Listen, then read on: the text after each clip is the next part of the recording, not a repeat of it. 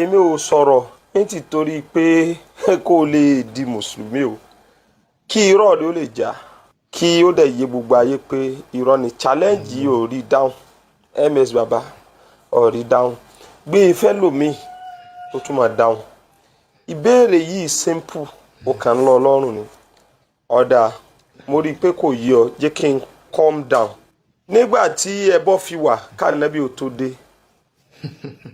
ẹbọ tí wọ́n ń ṣe ó tó di pé aṣáájú ẹ̀dá dé sallallahu alayhi wa sallam àwọn ẹlẹ́bọjọ́ náà tí wọ́n jẹ́ àwọn èèyàn tí kí ni lárúbáwá Elédùmarè lọ́dọ̀ wọn nǹkan tá à ń béèrè nìyẹn tó nígbà tó ti wá gbà ń sìn á wà sọ fún ọ nǹkan kan dùn mí níbi kílípù tí mo rìlíìsì yẹn nǹkan kan dùn mí bẹ́ẹ̀ ms ní láti máa sọ pé nǹkan tí mo chaati fún àbí nǹkan tí mo sáàchì fún o ms láti máa sọ pé nǹkan tí mo sáàchì fún àwọn ìkókòkò táwọn àáfàá wa tí wọ́n ti kó síbẹ̀ ni ẹ̀yin èèyàn ẹ jọ̀ọ́ torí Ọlọ́run ẹ jájọ lọ sínú chat gpt nísìn.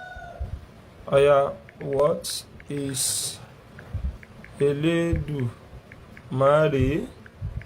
in Arabic and other languages? ChatGPT no.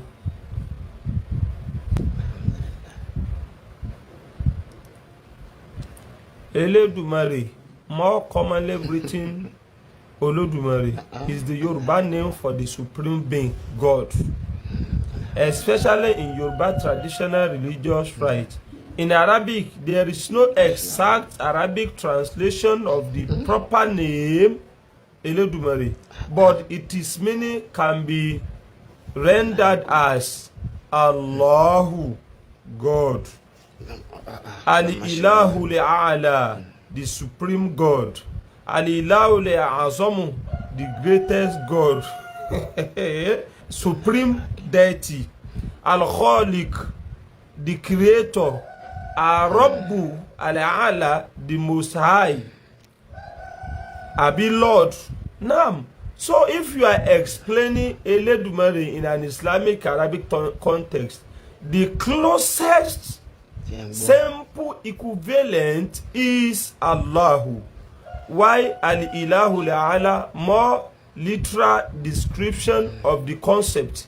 In other languages, English, God, supreme being, Arabic, Allah, French, bẹ́ẹ̀ lọ.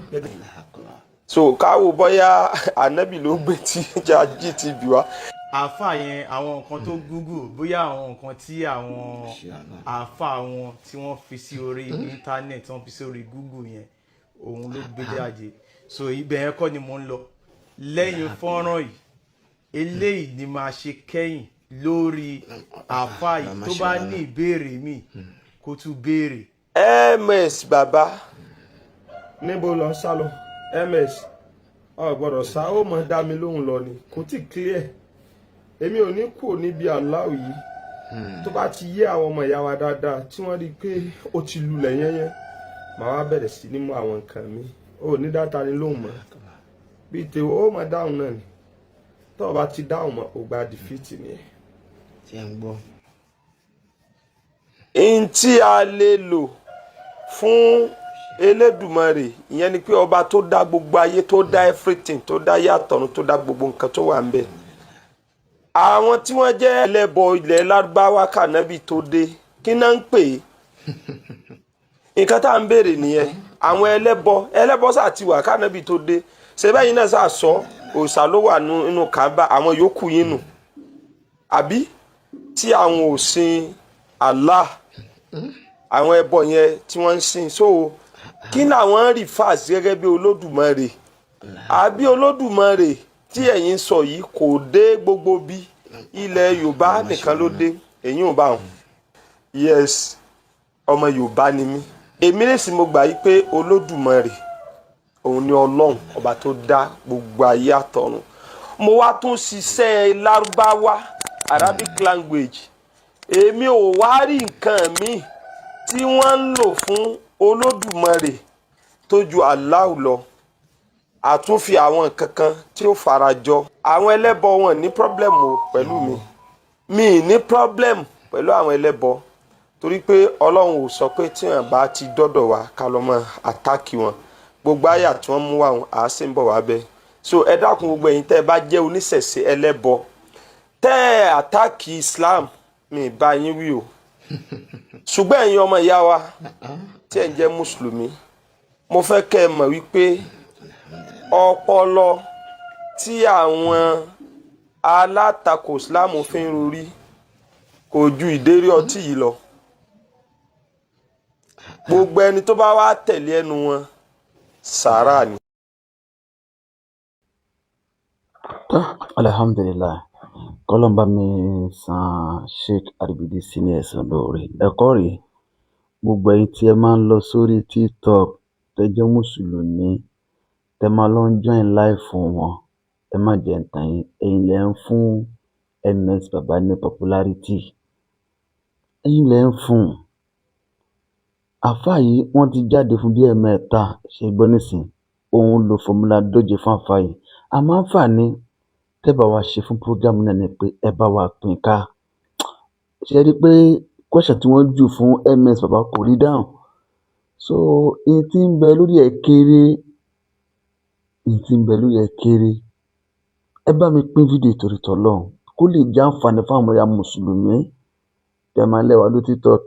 Eléyìí tẹ́ máa fi lọ join MS Baba, ẹ máa lọ sórí péjì King Josmin, ẹ máa lọ síbẹ̀ àtàwọn péjì àwọn àfẹ́sìn Mufti ara wọn náà ni Ìyálóde ẹ̀mìnà tó orúkọ woman yẹn tẹ̀ máa ń try gan. Àwọn obìnrin ni ẹ má lọ join ẹ̀ mọ́. Ìmá lọ máa gbọ́ nǹkan tó sọ yẹn ọ̀pọ̀lọpọ̀ ọgọ́ mùsùlùmí náà lápò lórí live program ẹ̀.